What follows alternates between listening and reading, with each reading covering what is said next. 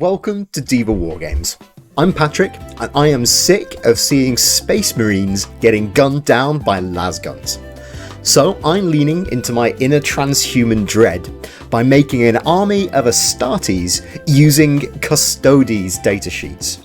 24 of the Imperium's greatest heroes, individually kitbashed and painted, drawn from the 24 coolest chapters that the galaxy has to offer.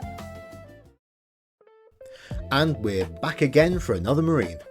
Now that we're passing the halfway mark of the first squad, we'll be knocking out the last of the non-big name chapters, an Executioner. The Executioners are known for two things: honour and brutality. They're a storied chapter going back to the third founding, when they were split off from the Imperial Fists and told to wander the far edges of the Imperium and beyond, to hunt renegades and traitors. Their chapter heraldry, a pair of executioner's axes on a red field, is derived from the signature weaponry of their first chapter master, Fafnir Ran. He was famous during the Siege of Terror and the scouring that followed it for hunting down traitors with his twin power axes with great gusto, carrying on far beyond the first and second foundings. The Executioners performed their duty hunting traitors in the outer reaches for many years. They also distinguished themselves during the War of the Beast, along with all the other chapters we've talked about on the channel so far.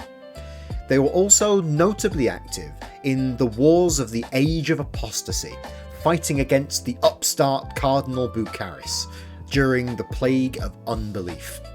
Their invasion and sacking of Nova Solis, a world supplying arms and other materiel to the Cardinal's forces, demonstrates their approach to war quite aptly. The chapter descended upon Nova Solis with murderous intent. They began with an extended orbital bombardment of the ruler's estates and palaces. Then they dropped into the manufactorums, destroying machines and infrastructure as they went. As they moved through the cities of Nova Solis, they slaughtered anyone who resisted them, though they did leave anybody who didn't unharmed. When this bloody work was done, the Executioners left the severed heads of the factory owners, the priesthood, and the planetary rulers on spikes, lining miles of roads in the world's major cities. Honour and brutality. The Executioners punished those who were culpable for the production and sale of arms to Cardinal Bucaris, and left the innocent who didn't have any say in the matter to pick up the pieces. The Executioners also saw significant action in Badab, but on the side of the secessionists, paying back a blood debt owed to Lufthuron's astral claws. They didn't stay on that side long though, after they caught the astral claws trying to steal the salamander's gene seed, deep heresy, and turned on their former allies. For the rest of the war, they fought against both sides before negotiating a separate peace brokered by the Salamanders, and were sent on a 100-year penitent crusade as a punishment for their lapse in judgment. The worlds the chapter recruits from have informed its culture as much as its Imperial Fist's heritage. The Executioners recruit from a handful of feral worlds on the rim of the galaxy, surrounding their fortress monastery of Darkenvault. The cultures found on these worlds blended with their initial culture, creating a chapter of Marines that place this huge emphasis on individual skill at arms and the taking of gory trophies. Along with Fafnir Ran's signature weapons, I'll be bearing all of that in mind when picking the parts for today's mini. And with that, let's get to the build. First things first, I'll add in a body. I've got something quite specific in mind for this build. I want to have him walking forwards menacingly with his axes down by his sides, and a slightly crazed "you're next" look on his face. I think I go through 3 separate iterations on what body I want to use throughout the build, But the first one I went with was this pair of intercessor legs and an old tactical marine torso scaled up to match. A little bit of scaling and posing later and I'm on the backpack. I'm just copying the one off the Imperial Fist I keep around for scale at this point. I really like this backpack, very nostalgic, so I think I'll need some pretty good reason to move away from it. Dragging him a little bit closer, I'll rough in the scale for the torso and the legs, and get that backpack slotted into place. Next, I'll grab a head. This one's off one of the Space Wolf kits. The Space Wolves have a pretty similar likes their job just a little bit too much vibe to what I'm going for here, so I end up leaning quite heavily on their kits for this build. I also try my hand at a little bit of digital sculpting here, adding a pair of slashes across his face with the groove tool. Grabbing some axes, I extend their blades somewhat to give them more of a headsman's axe look, then load in some arms to go with them. Then it's just a matter of getting that chillingly casual vibe with the pose, trying to match his arms with a natural looking walking position. At this point I decide that the intercessor legs look too much like they're running, which isn't really what I'm after, so I switch to a different intercessor kit. This necessitates me to rejig the poses for all the parts I've added so far, which is a bit annoying, but there we are. Once that's done, I'll add in a Space Wolf shoulder pad with a couple of tooth trophies on it, and get the customary Deathwatch pauldron on there as well. After turning my nose up at the body yet again, I add one of the bodies out of my Space Wolf bits folder and pray this one sticks. Then La Pièce de Résistance, a cape of skulls, his execution trophies. Ignore the symbol on the inside, he found it like that. Then we'll add a holstered pistol to represent the ranged attack on the Warden datasheet. Trimming his armour so it's not clipping through the holster, I'll then crack out my violently mediocre sculpting skills to smooth off his chest imperialis. I want to freehand the executioner's symbol on there later, and I figured this would be easier than going at it with a knife in the real world. Once that's boxed off, the only thing left to do is dial in the scale so he matches the rest of the squad, making sure he has a similar profile to a Custodes and looks good next to the Crimson Fist that I started off with. With that done, I'll print him off and get cracking in the real world. And here he is. I won't lie, this was a f***ing journey. I switched over to water washable resin from my usual Elegoo 3.0 ABS-like, and boy could I not get it to print anything.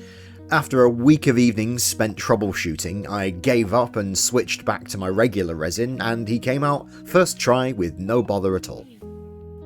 For my customary traditional hobbying, I mixed up some green stuff to add some straps to his helmet on his back, as it's sort of just floating in place at the moment over his cape. I roll it out flat, take a narrow strip, and then coax it into place on the model using my knife. It needs to disappear behind his backpack exhaust vent, and also connect to the inside of his helmet so it looks like it's being hung by a hook or something. Once that's in place and nice and smoothed out, I'll do exactly the same thing with a slightly longer strip on the other side. The overall effect is that it looks like the helmet's been slung over his backpack for stowage, so it doesn't get in the way of his aura farming, which is of course the primary function of the Adeptus Astartes. After a quick fix made to an axe blade, he's ready for paint. Now that the base coat's on, that repair to the axe blade just looks like a little bit of battle damage, which is fine. Just some happy little blade chips, as Bob Ross would say. In any case, the first step is to add a medium grey base coat across the whole armour. This was a light grey mixed with black, and as I add my highlights, I'll just mix in a little bit more of that grey every time.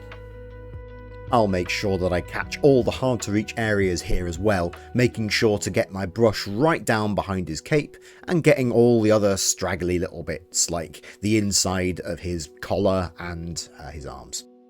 Some executioners have yellow flare on their armour, so I decided to add a little bit of brightly coloured interest to this chap as well by doing that here. I lay down a deep yellow base coat on his right knee pad and his right pauldron. I wish at this point that I'd added the medium grey over his whole shoulder pad rather than just the trim, as making yellow cover over black is an infamously bad time. After another 5 coats of yellow off camera, I base coat all the metal areas on the model with death metal. His backpack will end up going bronze rather than silver, but I've never found a shade of metal that doesn't look good with a death metal base coat. There we are, all the metals base coated. The next step is to add the first armour highlight by mixing a touch more light grey into my medium grey mix. I'll then paint the whole suit of armour with this new colour, starting with the parts that catch the light and covering slightly less area than the base coat. I was keenly aware during this paint that I risked this guy just looking like a space wolf, what with the grey armour and yellow flare. I tried to use a warmer grey than a cooler one, and I think I got away with it. Can't have the internet thinking I'm a furry after all. Allegations aside, I immediately moved on to adding another level of highlights as I had the grey on my brush already, once again starting with the high areas and working my way back, covering slightly less area again. The armour starts looking nice and contrasty after this coat, one more to do a bit later on of pure light grey. After that's done, I moved on to an ochre base coat for the unspecified animal skin that the cape is made of. With all that done, the armour is all dry and ready for its final highlight. I took that pure light grey and covered the very highest spots on the armour, making sure not to overcook it and cover too much ground. I was quite satisfied with how the armour was turning out at this point, so it was time to move on to the next yellow highlight.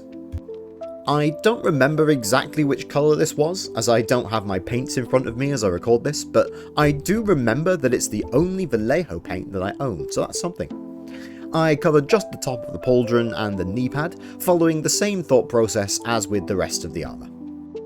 The next step is to base coat his breastplate and axe blades with a deep red. The Executioner's emblem is a pair of black axes on a red field, so this is the necessary first step if I'm going to freehand those axes onto there later. Just finishing up that last axe blade, I move on to painting all of his uncomfortably large collection of skulls with a light bone colour. It was at this point that I regretted my decision to add this involved a part, but then I remembered how long cloth takes to paint anyway, and I just got on with it. This took a good few coats as well, as the light bone colour didn't cover amazingly well over black, but we got there in the end. The next step was giving the whole cape a wash with the Bony Matter speed paint, watered down in a 2:1 ratio with speed paint medium. Next, I added a highlight of bronze mixed with some death metal to his backpack. Then I highlighted the rest of the metal parts, including the mechanical gubbins on the backpack, with chainmail, as is tradition. Once all that was done, I made sure to forget to do his Deathwatch pauldron at the same time. I chose this strategy because I'm not a clever man. After adding a pure bronze highlight to the backpack, I moved my attention back to the Cape of Skulls. I just loaded my brush up again with the same light bone colour I painted them with originally, and brought the values in the high areas of the skulls back up to where they were before the wash, leaving some nice rich shadows behind. This was quite a careful job, as it would be really annoying to clean the paint off if I got any in an eye socket by accident. Speaking of really delicate jobs, the chains holding the skulls together were next. I just picked these out in gunmetal, being really careful not to make a mess of the paint I'd already laid down. I was mostly successful with this, and I was able to clean up the one or two mistakes I did make just by painting them over in light bone. Next, I went back around the chainmail areas, shoring up the highlights and making them pop a bit more, as well as going over the bits that I forgot the first time around. I gave a worn metal look to the axe blades to give the impression that he used them to gather the raw materials for his cape. This was done with sharp brushstrokes going perpendicularly to the axe blade, giving the impression that they've been swung through lots of resistant targets, leaving small grooves in the surface finish. Now we move on to the most time-consuming part of the paint, the first unhelmeted head of the project. I laid down a light skin tone as a base coat before going over it with a dark skin wash. Then I picked out his hair in a dark russet sort of colour, ready to be highlighted up to a warm ginger. There was a time once when I'd have just left the face like this as it is, but the point of this project is really to push myself and try and get out of my comfort zone at least once for every single mini. So I forged ahead and went back over the raised area of his face with the original skin tone to push the contrast some more. Picking out his ears and adding definition to his mouth, I went over the raised areas once again with a yet lighter skin tone. The executioners live on a space station and rarely see the sun, so I figured making him as white as possible would be appropriate. Next, I added another 2 layers of highlights to his hair to bring it up to a nice vibrant red colour. Making sure those highlights reached all the way down to his beard, I was ready to call the head done. I'm quite proud of how it came out, to be fair. I'll make sure to do some more helmetless marines in future builds. Now for the final touches.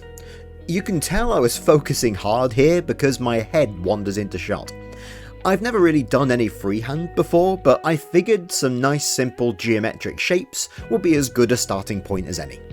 Finishing off the second axe and making sure everything's nice and tidy, neatening up with the red, we're all done with the paint. We really are on the last leg of the first squad here, with only the Black Templar to go next week, and then the Imperial Fist Sergeant the week after. But without further ado, let's have a look at those beauty shots.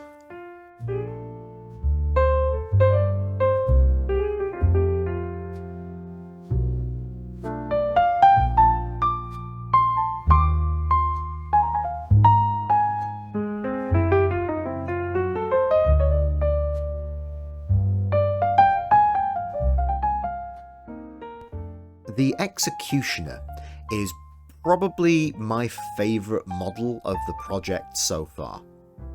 The overall composition came out really close to how I envisioned it when I started, and his face is really crisp. His pose, along with his cape of skulls, adds so much character to the piece as well. You can almost hear those skulls clattering off each other as he walks towards you, holding his axes so casually. I'm really proud of the freehand on his breastplate too. A fine showing for a first attempt, and it really did push me out of my comfort zone, which is, of course, one of the main reasons that I'm doing a project like this in the first place. That said, time for some words from live me to play us out. Okay, well, that's a wrap on another Space Marine. I think the biggest issue I had this week was actually getting the guy printed. Switching over to water washable resin was a massive mistake. Just couldn't get it to work at all. Had these really weird modes of failure on the print where like it'd take kind of like these cones out of the model. Couldn't get to the bottom of it, couldn't make it work, so I just gave up and switched back to my old resin. Maybe I'll figure it out one day. Probably not. The standard resin's fine. In terms of the actual model though, like where I could stand to improve, I think like color composition overall. Because if you look at the model, the boy, I think this shoulder pad here is probably too yellow. It distracts a little bit from the like overall composition. Obviously, because his other shoulder pads, Deathwatch, he has no standard shoulder pads. So, like, when you look at the model, you're not really quite sure whether you should be looking at the white flares or, like, the red flares of, like, the axe blades in his, like, his chest. But other than that, I think it went really well. I'm proud of the face, I'm proud of the cloak. The overall, like, pose and composition is great. But yeah, I think that's it from me. I'll speak to you all next week when we come back for a Black Templar, the first really big name chapter we're covering on the channel. So like, share, comment, subscribe, do all the YouTube things, and I'll see you next week.